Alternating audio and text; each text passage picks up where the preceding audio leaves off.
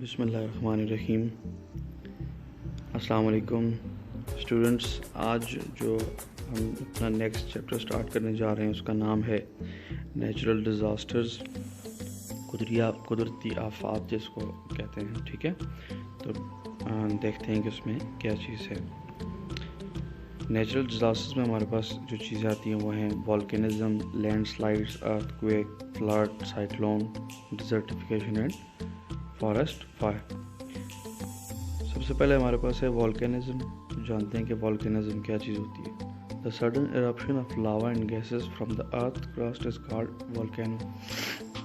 वॉल्केनिज़म जो वर्ड है वो वॉल्केनो से निकला है कि जिसमें ज़मीन की जो अर्थ की सरफेस है उसके अंदर से जब लावा मॉल्टन मैग्मा जब बाहर निकलता है, ठीक है, सडन इरप्शन जब अचानक से बाहर निकलता है किसी वीकर पॉइंट से, तो उसको वॉल्केनो कहते हैं। Material eject from the surface through weaker parts of the earth, pipe like structure through lava came out called went और नेक। जिस पॉइंट से ये लावा बाहर निकलता है, ठीक है, उसको वेंट या नेक कहते हैं। Inside the earth there is a material which is hot molten called magma। तो अर्थ के अंदर जब ये मटेरियल होता है, ये लावा जब अर्थ के अंदर होता है उसको मैग्मा कहते हैं। ठीक है, हॉट मोल्टन फॉर्म में होता है ये पिघली हुई रॉक्स। ठीक है, मैग्मा कैन बी थिक और thin, depends on the rock type. तो ये मैग्मा डिपेंड करता है थिक या थिन, उसकी थिननेस या थिकनेस जो है वो डिपेंड करती है उस रॉक टाइप पे जो कि मेल्ट हो रही है इनसाइड द अर्थ सरफेस। ये आप अपनी स्क्रीन पे देख सकते हैं, ये एक वॉल्केनो है। ठीक है, ये मोल्टन फॉर्म है दिखाई हुई, जो माउंटेन की जो पीक पॉइंट है उसका माउथ है, वहाँ से बाहर निकल जाता है गैसेस वगैरह के साथ। ठीक है, और बाहर आगे बह जाता है। ठीक है, ये ऐश दिखाई हुई है ऊपर। ये इसकी एनाटमी है। ऐश क्लाउड आप देख सकते हैं, ऊपर से जो माउथ है उसको वेंट या क्रेटर कहते हैं, वो लिखा हुआ है। मिड सेक्शन में पाइप है इसका। ठीक है, साइड वेंट्स हैं और जो वीकर पॉइंट्स होते हैं वहाँ से भी ये निकल सकता है। और अच्छा, उसके अलावा हम देखते हैं कि वॉल्केनिज़म है, ये जो सारे प्रोसेस को हम वॉल्केनिज़म कहते हैं। ठीक है, कि वॉल्केनो जो आतिश फिशां फटने का जो प्रोसेस को वॉल्केनिज़म कहते हैं। और ये देखते हैं कि उसके इम्पैक्ट्स क्या हैं। It can cause acid rain, block sunlight, ये उसके अलावा क्रैश टू द एयरक्राफ्ट और डिस्ट्रॉय क्रॉप्स। तो ये एसिड रेन भी काज करता है। उसके अलावा क्या करता है कि ये सनलाइट को ज़मीन पे पहुंचने से ब्लॉक करता है। एयरक्राफ्ट्स वगैरह क्रैश हो सकते हैं, ठीक है, इसकी ऐश की वजह से। उसके अलावा जो आपकी फसलें होती हैं उनको भी ये ऐश तबाह कर सकती है। ठीक है, ये वॉल्केनो तबाह कर सकता है।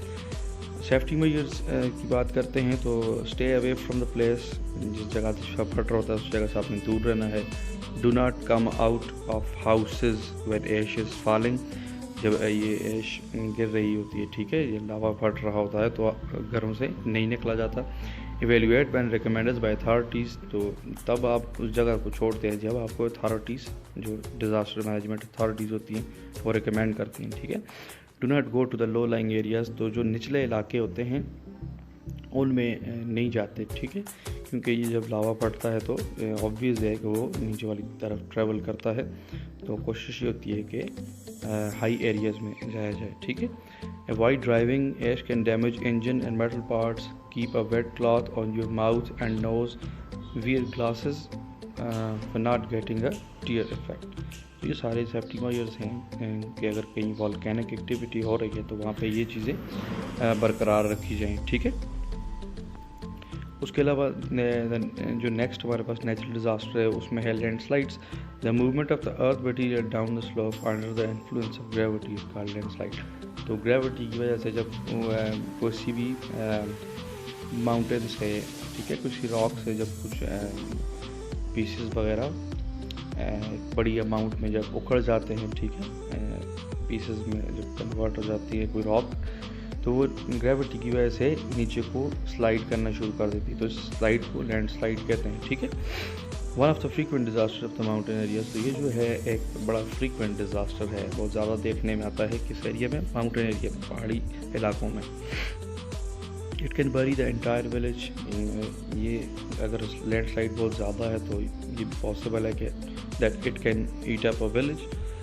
The risk is higher in the rainy season. बारिशों में इस जो नेचुरल डिज़ास्टर है लैंडस्लाइड, इसका रिस्क फैक्टर बढ़ जाता है।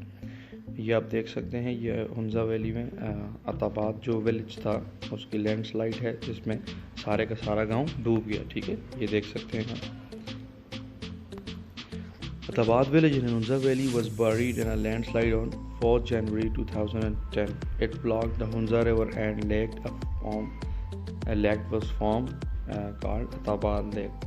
The low-lying villages were exposed to a big risk of flood. तो ये अताबाद विलेज जैसे मैंने आपको बता दिया कि वो सारा विलेज जो था, पूरा गांव जो था, वो इस लैंडस्लाइड के नीचे आ गया और ख़त्म हो गया। और इसने इस स्लाइड ने हुंजा रिवर को ब्लॉक कर दिया, जिसके नतीजे में एक वहाँ झील बन गई जिसको अताबाद लेक, अताबाद झील कहा जाता है। और नीचे वाले जो लो लाइंग एरियाज़ हैं, जहाँ पे जो लो लाइंग एरियाज़ में विलेजेस हैं, उनको ये ख़तरा है कि ये किसी भी वक्त इसका बंद टूट सकता है और फ्लड आ सकता है। ठीक है, आज के लिए इतना ही। अल्लाह हाफ़िज़।